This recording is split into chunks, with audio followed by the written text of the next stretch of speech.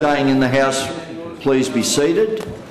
And I call the member for Swansea on the motion that has just been accorded priority. Thank you, Mr Acting Speaker.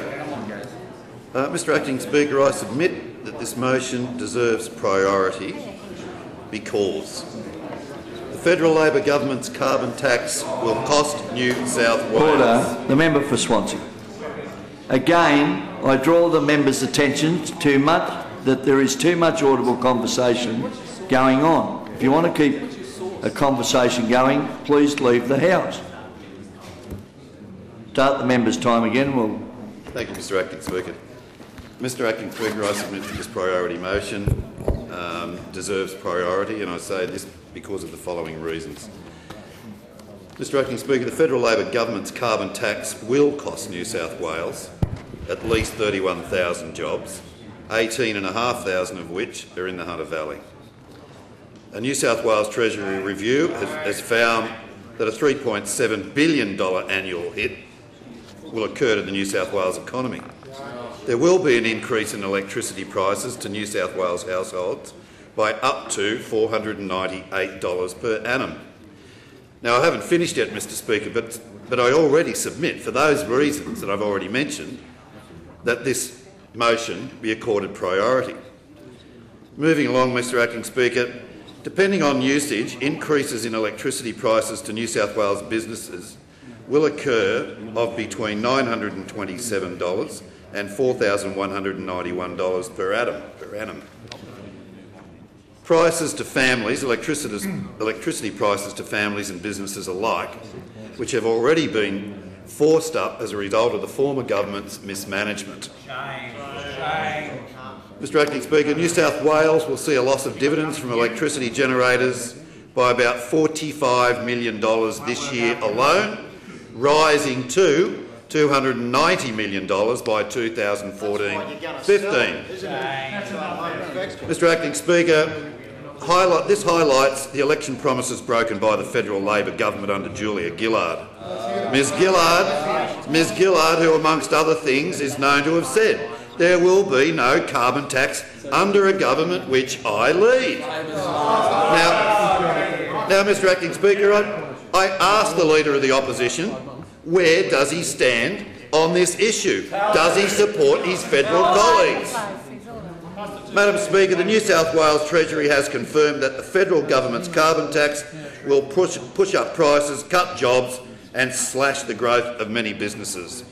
Mr Acting Speaker, the Federal Labor Government should accept responsibility for and explain to the Australian people that such impacts will directly add to inflationary pressures, thereby the likelihood of interest rates to mortgage holders. Will they do this, Mr Acting Speaker? I think they will not. The Federal Labor Government must discontinue its assault on the New South Wales economy.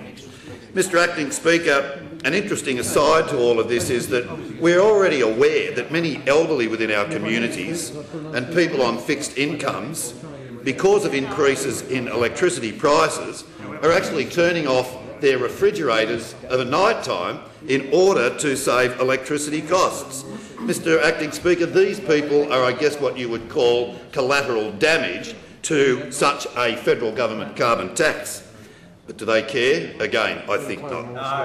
Mr Acting Speaker, amongst the hardest hit as a result of this catastrophic exercise will be the Hunter, and I repeat, my own electorate of Swansea forms part of the Hunter.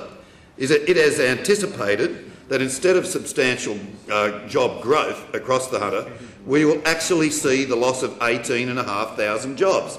Equates to 18,500 more workers unemployed, 18,500 less workers contributing to revenue, 18,500 more families subsisting on government benefits.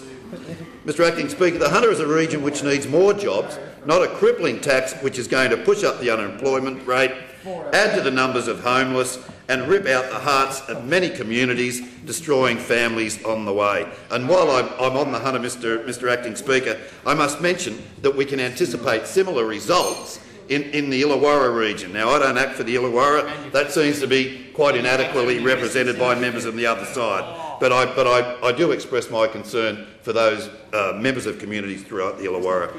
Mr Acting Speaker, it is anticipated that coal-fired generators and aluminium smelters will be the hardest hit. Cessnock. Thank you. Output is expected to decline by almost 50% in these industries up to 2050. It is absolutely beyond belief, Mr Acting Speaker, that Labor could even contemplate a tax which will tear the hearts out of many industries and rob communities of so many jobs. In round figures, Mr Acting Speaker, the carbon tax will reduce the New South Wales mining industry's growth to about 60% of what it otherwise would have been. Mr Acting Speaker, I hold here a list of some 400 names of people within my electorate alone who are directly employed within the coal mining industry. Just about every one of these people are coal miners. Now, there's a huge list of suburbs that form part of my electorate. I won't go into that, Mr Acting Speaker, but please note, 400 people who could be out of work in my electorate alone. And I list amongst those people a very, very good friend of mine, one Mr Terry Moran of Redhead. Now, you know, Tez has worked his whole life, worked his backside off to support his family. Great bloke, as are all of these other 400 people who could find themselves out of work.